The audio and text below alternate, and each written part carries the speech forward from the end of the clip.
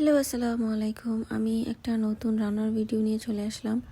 আসলে আমি আমার আম্মুকে বলেছিলাম, আম্মু আমার খিচুড়ি খেতে ইচ্ছে করছিল। তারপর আম্মু জগা খিচুড়ি বা সবজির খিচুড়ি যে যাই বলেন, আম্মু এই সবজির খিচুড়িটা বানিয়েছিল। তো আম্মু কিভাবে সবজির খিচুড়িটা করে এটাই আজকে আমি আপনাদেরকে দেখাবো।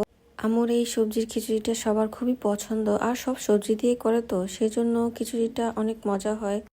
আর হচ্ছে শীতকাল, আর শীতকালীন সব সবজি দিয়ে করা যায়। আপনারা পারলে যে কোনো সবজি দিয়েই করতে পারবেন। আর শীতকালে তো নতুন আলু ওঠে, আম্মু খিচুড়িতে নতুন আলু দিয়েছিল, সেজন্য খিচুড়ির স্বাদটা আরো দ্বিগুণ বেড়ে গিয়েছিল।